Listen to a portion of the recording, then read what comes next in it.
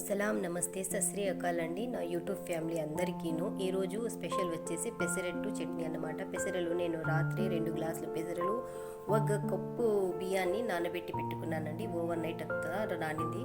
తర్వాత మిక్సీలో వేసుకొని పచ్చిమిర్చి, అల్లం, జీలకర్ర, కొత్తిమీర, సాల్ట్ వేసి బాగా రుబ్బుకున్నానండి. గ్రైండ్ చేసి పెట్టుకున్నాను. ఈ విధంగా పిండి అనేది మనకు ఈ విధంగా ఉండాలి. పల్చాగా అయితే ఉండకూడదండి, ఎందుకంటే పెసరెట్టు పిండి ఇలానే ఉండాలి. ఫస్ట్ పెసరెట్టు అయితే పెసి అయిపోయిందండి, అందుకని మీరు గాబరా పడిపోవాల్సిన అవసరం లేదు. తర్వాత నెక్స్ట్ పెసరెట్టు బాగా వస్తుంది. చూడండి, నెక్స్ట్ పెసరెట్టు అయితే నీట్గా వచ్చింది. ఇంకా మూడో పెసరెట్టు అయితే ఇంకా నీట్గా వస్తుంది అన్నమాట.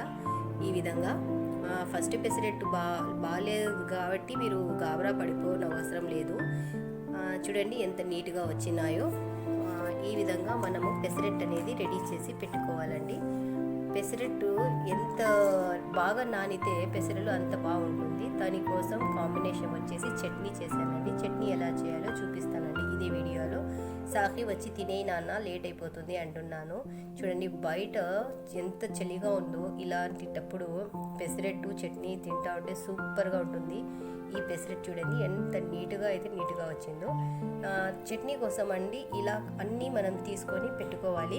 అల్లము, బెల్లము, ఉప్పు, ఎండుమిర్చి, టమాటాలు, కరివేపాకు, ఈ విధంగా మనం దాల్స్ అన్నీ ఇలా నీట్గా పెట్టుకొని ఇవన్నీ ఒక్కొక్క దాని మీద తర్వాత ఒక్కొక్కటిగా వేయించుకోవాలండి. ఫస్ట్ నేను ఇలా మినప్పప్పు, పెసరులు ఇలా ఒక్కొక్కటి వేయించాను.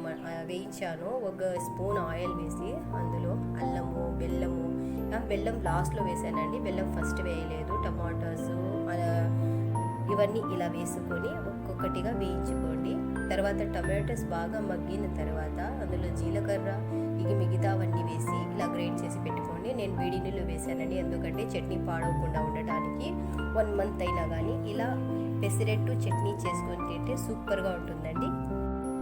మీరు ఎక్కడి నుంచి చూస్తున్నారో నాకు కామెంట్ చేయండి, నేను చూస్తూ ఉంటాను కామెంట్స్ని.